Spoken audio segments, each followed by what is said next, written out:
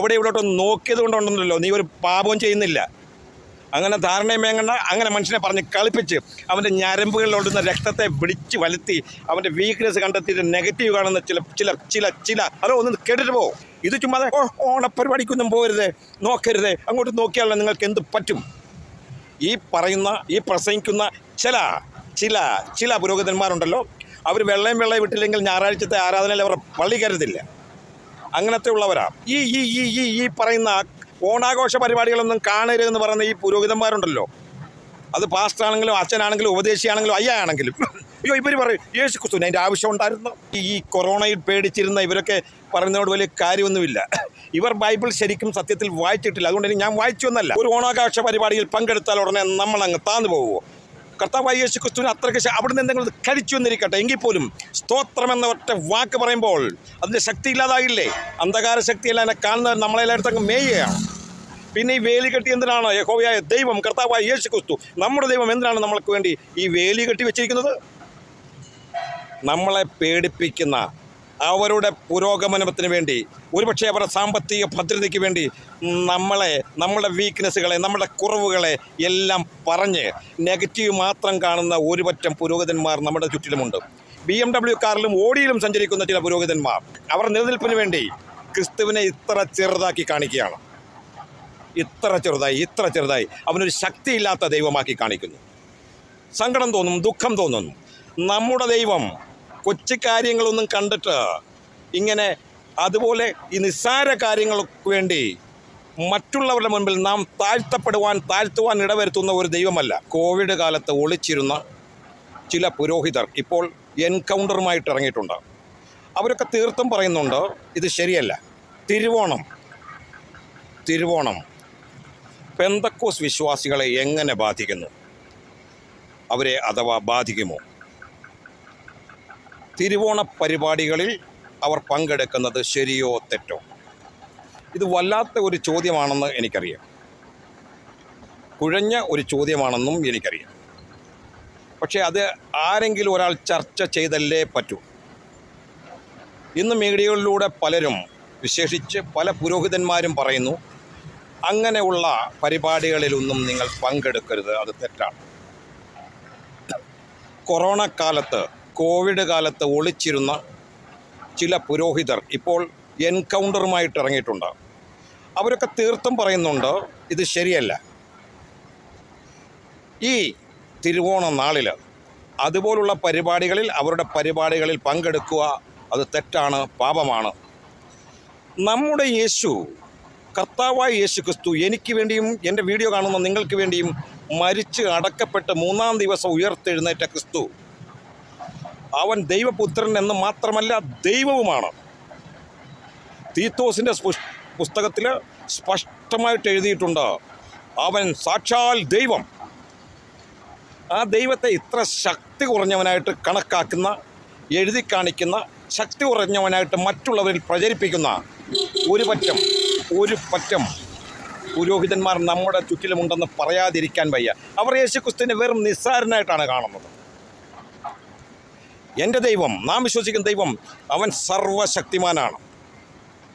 എത്രയോ രോഗികളെ അവൻ സൗഖ്യപ്പെടുത്തി. അതിലെല്ലാം ഉപരിയായിട്ട് മനുഷ്യന് പ്രത്യേക അധികാരങ്ങൾ അവൻ കൊടുത്തു. പത്രോസിൻ്റെ നിഴൽ തട്ടുന്നവർ പോലും, നിഴലുകൾക്ക് പോലും രോഗശാന്തി വരുത്തുവാൻ സാധിക്കും. അത് യേശുക്രിസ്തു പോലും ഉപയോഗിച്ചിട്ടില്ല. മനുഷ്യർക്ക് അത്രയ്ക്കുള്ള അധികാരമാണ് കൊടുത്തിരിക്കുന്നത്. പക്ഷേ ആധുനിക യുഗത്തിലെ ചില പുരോഹിതന്മാർ, BMW കാറിലും ഓടിയിലും സഞ്ചരിക്കുന്ന ചില പുരോഹിതന്മാർ, അവർ നിലനിൽപ്പിന് വേണ്ടി ക്രിസ്തുവിനെ ഇത്ര ചെറുതാക്കി കാണിക്കുകയാണ്. ഇത്ര ചെറുതായി അവനൊരു ശക്തിയില്ലാത്ത ദൈവമാക്കി കാണിക്കുന്നു. സങ്കടം തോന്നും, ദുഃഖം തോന്നുന്നു. നമ്മുടെ ദൈവം കൊച്ചു കാര്യങ്ങളൊന്നും കണ്ടിട്ട് ഇങ്ങനെ അതുപോലെ ഈ നിസ്സാര കാര്യങ്ങൾക്ക് വേണ്ടി മറ്റുള്ളവരുടെ മുൻപിൽ നാം താഴ്ത്തുവാൻ ഇടവരുത്തുന്ന ഒരു ദൈവമല്ല. യോബിൻ്റെ പുസ്തകത്തിൽ സ്പഷ്ടമായിട്ട് പറഞ്ഞിട്ടുണ്ട്, അഭിഷിക്തന് ചുറ്റും അവൻ മതിൽ കെട്ടിയിട്ടുണ്ട്. അങ്ങനെയുള്ള നാം എന്തിനു ഭയപ്പെടണം? ഒരു ഓണാഘോഷ പരിപാടിയിൽ പങ്കെടുത്താൽ ഉടനെ നമ്മളങ്ങ് താന്നു പോകുമോ? കർത്താവായ യേശു ക്രിസ്തുവിന് അത്രയ്ക്ക് അവിടുന്ന് എന്തെങ്കിലും കഴിച്ചു എന്നിരിക്കട്ടെ, എങ്കിൽ പോലും സ്തോത്രം എന്ന ഒറ്റ വാക്ക് പറയുമ്പോൾ അതിൻ്റെ ശക്തി ഇല്ലാതാകില്ലേ? അന്ധകാര ശക്തിയല്ല എന്നെ കാണുന്നവർ നമ്മളെല്ലായിടത്തും അങ്ങ് മേയുകയാണ്. പിന്നെ ഈ വേലി കെട്ടി എന്തിനാണ് യഹോവയായ ദൈവം കർത്താവായ യേശു ക്രിസ്തു നമ്മുടെ ദൈവം എന്തിനാണ് നമ്മൾക്ക് വേണ്ടി ഈ വേലി കെട്ടി വെച്ചിരിക്കുന്നത്? നമ്മളെ പേടിപ്പിക്കുന്ന അവരുടെ പുരോഗമനത്തിന് വേണ്ടി, ഒരുപക്ഷെ അവരുടെ സാമ്പത്തിക ഭദ്രതയ്ക്ക് വേണ്ടി നമ്മുടെ വീക്ക്നെസ്സുകളെ, നമ്മുടെ കുറവുകളെ എല്ലാം പറഞ്ഞ് നെഗറ്റീവ് മാത്രം കാണുന്ന ഒരുപറ്റം പുരോഹിതന്മാർ നമ്മുടെ ചുറ്റിലുമുണ്ട്. യഥാർത്ഥ വിശ്വാസമുള്ള, യഥാർത്ഥത്തിൽ കർത്താവിന് വേണ്ടി, ഒരാത്മാവിന് വേണ്ടി കേഴുന്ന എത്രയോ ദൈവദാസന്മാർ ഞാൻ താമസിക്കുന്ന രാജസ്ഥാൻ പോലെയുള്ള സ്ഥലങ്ങളിൽ, ഗ്രാമപ്രദേശങ്ങളിൽ ജോലി ചെയ്യുന്നു, വേല ചെയ്യുന്നു. എത്രയോ പേരുടെ മുൻപിൽ ലജ്ജയില്ലാതെ യേശുവിൻ്റെ നാമം വിളിച്ചു പറയുന്നു. അവരെയൊക്കെ തട്ടിച്ച് നോക്കുമ്പം ഈ കൊറോണയിൽ പേടിച്ചിരുന്ന ഇവരൊക്കെ പറയുന്നതോട് വലിയ കാര്യമൊന്നുമില്ല. ഇവർ ബൈബിൾ ശരിക്കും സത്യത്തിൽ വായിച്ചിട്ടില്ല. അതുകൊണ്ട് ഞാൻ വായിച്ചൊന്നല്ല. കർത്താവായ യേശു ക്രിസ്തുവിൻ്റെ അടുത്ത് ഒരു പെൺകുട്ടി ഇരിക്കുന്ന കഥ നമുക്കറിയാം. യേശു ക്രിസ്തു അവളോട് വെള്ളം ചോദിച്ചു. അവൾ 4 5 കല്യാണം കഴിച്ചതാണ്. ഇപ്പോൾ ഉള്ളതാണ്, റിലേഷൻഷിപ്പിലുള്ളതാണ്. ഈ പറയുന്ന ഓണാഘോഷ പരിപാടികളൊന്നും കാണരുതെന്ന് പറയുന്ന ഈ പുരോഹിതന്മാരുണ്ടല്ലോ, അത് പാസ്റ്ററാണെങ്കിലും അച്ഛനാണെങ്കിലും ഉപദേശിയാണെങ്കിലും അയ്യാണെങ്കിലും, ഇവർ പറയും യേശു ക്രിസ്തുവിന് അതിൻ്റെ ആവശ്യം ഉണ്ടായിരുന്നു. 5 പേരെ അവൾ തള്ളിക്കളഞ്ഞ് ഇപ്പോൾ റിലേഷൻഷിപ്പിലിരിക്കുന്ന യേശു ക്രിസ്തുവിനെ വേണേൽ വളച്ചരിക്കും. ഇതിൻ്റെ വല്ല ആവശ്യം ഉണ്ടായിരുന്നു? യേശു ക്രിസ്തു എന്തിനാ അവിടെ പോയി? യേശു ക്രിസ്തു എന്തിനാ അവളോട് സംസാരിച്ചു? ഒരാത്മാവിനെ നേടുക എന്നുള്ളത്, സ്വർഗത്തിന് വേണ്ടി ഒരു ആത്മാവിനെ നേടുക. ഇത് ചുമ്മാതെ ഓണപ്പരിപാടിക്കൊന്നും പോകരുത്, നോക്കരുത്, അങ്ങോട്ട് നോക്കിയാലോ നിങ്ങൾക്ക് എന്ത് പറ്റും? ഈ പ്രസംഗിക്കുന്ന ചില പുരോഹിതന്മാരുണ്ടല്ലോ, അവർ വെള്ളയും വിട്ടില്ലെങ്കിൽ ഞായറാഴ്ചത്തെ ആരാധനയിൽ അവർ പള്ളി കരുതില്ല. അങ്ങനത്തെ ഉള്ളവരാണ്. കർത്താവായ യേശു ക്രിസ്തു വേശ്യ സ്ത്രീയെ കൊണ്ടുവന്നു, പാപമില്ലാത്തവർ കല്ലെറിയട്ടെ എന്ന് പറഞ്ഞു. ഈ പുരോഹിതന്മാരും ഇത് വായിച്ചിട്ടില്ലേ?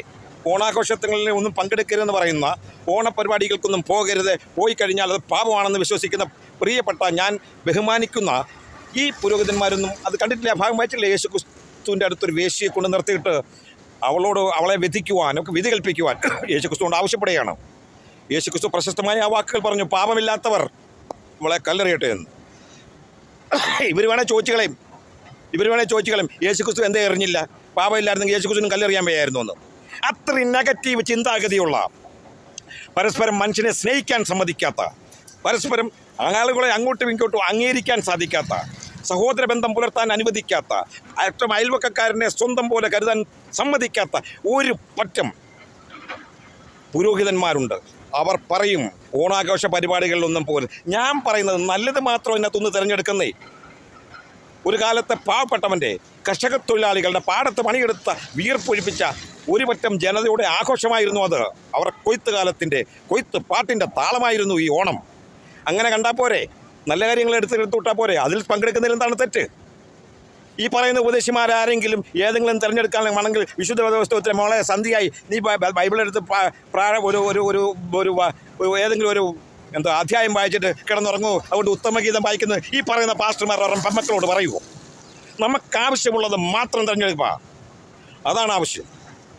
ഒരു ഓണാഘോഷ പരിപാടിയിൽ പോയി നോക്കിയെന്നോ അതിൽ പോയി പങ്കെടുത്തെന്നോ കൊണ്ടോ ഞാൻ വിശ്വസിക്കുന്ന ദൈവം, എൻ്റെ ദൈവം കർത്താവായ യേശു ക്രിസ്തു, അതുകൊണ്ട് നമുക്ക് ഒരു അനുഗ്രഹമില്ലായ്മയും വരുത്തില്ല. കാരണം അവൻ ജീവനുള്ള ദൈവം, അത്ഭുത മന്ത്രി. അവനുണ്ട് ഈ കൊച്ചു കാര്യങ്ങളിലൊന്നും ഭയപ്പെടുന്നവനല്ല. അവൻ ഇത്രത്തോളം ശക്തിയുള്ള ദൈവമാണ്. നമ്മളൊക്കെ ചിന്തിക്കുന്നതിനും എത്രയോ ഉയരങ്ങളിൽ ശക്തിയുള്ള ദൈവം. ആ ദൈവത്തെ പുച്ഛിച്ച് കളയരുതേ. ഹലോ, ഒന്ന് കേട്ടിട്ട് പോ. ഓണാഘോഷത്തിൽ പങ്കെടുക്കുന്ന നിങ്ങളുടെ കാര്യം തന്നെ പറഞ്ഞു, ഒന്ന് കേട്ടിട്ട് പോ. അവൻ നിസ്സാരനല്ല, ദൈവമാണ്, സാക്ഷാൽ ദൈവം. തീത്തോസ് പറഞ്ഞ തീത്തോസിൻ്റെ പുസ്തകം വായിച്ചു നോക്കിയാൽ അറിയാം, അവിടെ പറയുന്നുണ്ട് അവൻ സാക്ഷാൽ ദൈവം, വലിയ ദൈവം. ആ ദൈവത്തിനെ ശക്തി ഉറച്ച് ഒരു കഴിവില്ലാത്തവനാക്കി കാട്ടി വെറുതെ അവനെ നിസ്സാരവൽക്കരിക്കരുത്. കാരണം അവൻ ശക്തിമാനാണ്. അവിടെ ഇവിടോട്ടൊന്ന് നോക്കിയത് കൊണ്ടുണ്ടല്ലോ നീ ഒരു പാപവും ചെയ്യുന്നില്ല. അങ്ങനെ ധാരണയും വേങ്ങണ്ട, അങ്ങനെ മനുഷ്യനെ പറഞ്ഞ് കളിപ്പിച്ച് അവൻ്റെ ഞരമ്പുകളിലോടുന്ന രക്തത്തെ പിടിച്ച് വലിത്തി അവൻ്റെ വീക്ക്നെസ് കണ്ടെത്തിയിട്ട് നെഗറ്റീവ് കാണുന്ന ചില ഹലോ, ഒന്ന് കേട്ടിട്ട് പോ.